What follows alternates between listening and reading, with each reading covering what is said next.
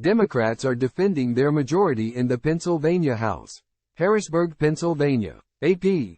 The balance of power in the Pennsylvania House of Representatives is at stake for the fourth time in a year as voters next week will choose between a Democratic school board member and a Republican political newcomer in a suburban Philadelphia district. Democrats controlled the House by one vote until Representative John Galloway resigned in December to become a magisterial district judge, leaving the chamber split at 101 to 101.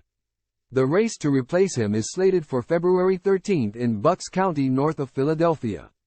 The district has long been reliably Democratic and shares a county with longtime Republican areas where the GOP has been losing power over 2 decades. Democratic presidential candidates have won the county since the 1990s, and President Joe Biden beat Donald Trump by 10 percentage points in 2020 in Galloway's district, where registered Democrats outnumber Republicans 3-2. Even though those signs look good for Democrats, the Democratic Legislative Campaign Committee is spending $50,000 to protect the party's majority in the chamber. These races are really important, and they deserve the attention and resources that meet the impact of the work that they're doing, said Heather Williams, president of the committee, the national party's group that works to elect Democrats to state legislatures. On the national level, the committee is planning to spend at least $60 million on state house races across the country this cycle. That's its largest ever budget and will feature special emphasis on erasing GOP majorities in Arizona and New Hampshire and in the Pennsylvania Senate, while holding small Democratic majorities claimed in 2022 in Minnesota and Michigan.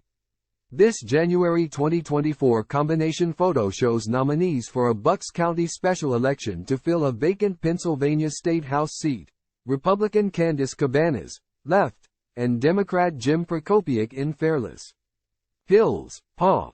AP photo, Matt Rourke.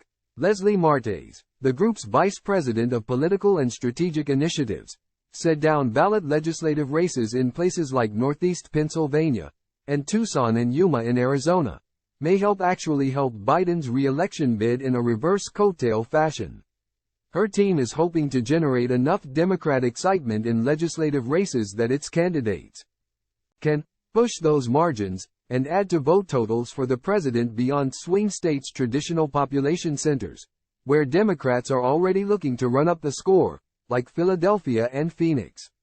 Our candidates are usually not always in these big cities where they're focused on turnout for the president, Martes said, adding, that actually will help the top of the ticket cause we'll be turning out voters on the issues that voters care about this year in the state legislative role, which will also drive them in the presidential race.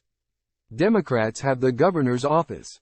Republicans hold the Senate. A Republican win in next week's special election would give the GOP a majority that could advance school vouchers and constitutional amendments on issues such as abortion, voter identification, and curbing the governor's regulatory authority.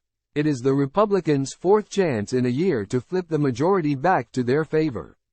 Elections last year in February, May, and September broke in Democrats' favor in largely Democratic areas. House leaders scheduled no voting days for January and February, while the partisan divide of the chamber is split 101 to 101.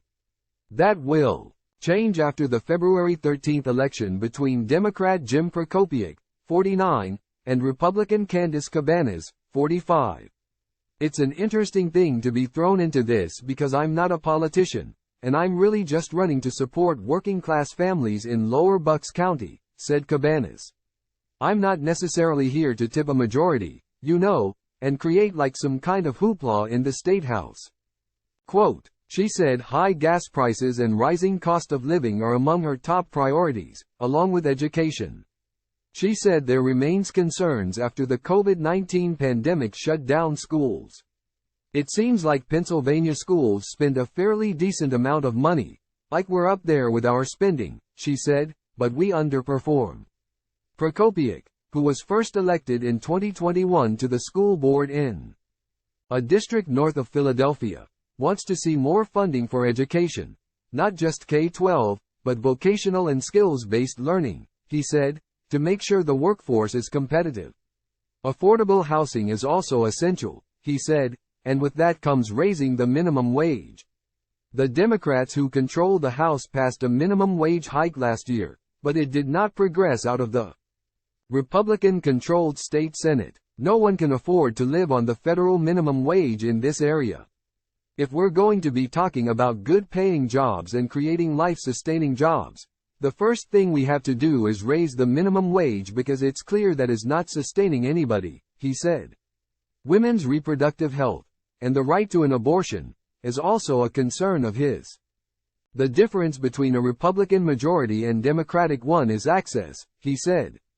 I have two 14-year-old girls who don't have the same rights their mother had at their age, which is unconscionable, he said. Brooke Schultz is a core member for the Associated Press, Report for America Statehouse News Initiative. Report for America is a nonprofit national service program that places journalists in local newsrooms to report on undercovered issues. Will Waysert contributed from Washington.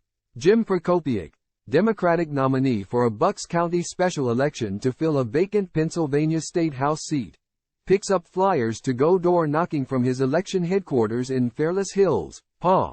Tuesday, January 30, 2024. AP photo, Matt Rourke.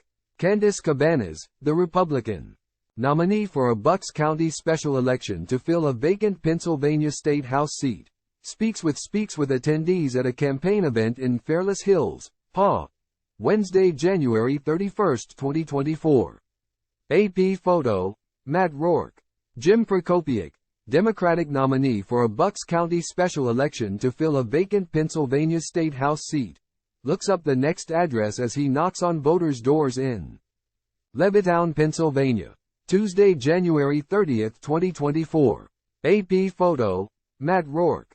Candace Cabanas, the Republican nominee for a Bucks County special election to fill a vacant Pennsylvania State House seat, speaks with Carl Marara of the Pennsylvania Manufacturers Association after his organization endorsed her, in Fairless Hills, PA. Wednesday, January 31, 2024. AP photo, Matt Rourke. Jim Prokopiuk, Democratic nominee for a Bucks County special election to fill a vacant Pennsylvania State House seat, poses for a photograph in Fairless Hills, PA. Tuesday, January 30, 2024. AP photo, Matt Rourke. Candace Cabanas, the Republican nominee for a Bucks County special election to fill a vacant Pennsylvania State House seat, poses for a photograph in Fairless Hills, PA. Wednesday, January 31, 2024. AP photo, Matt Rourke.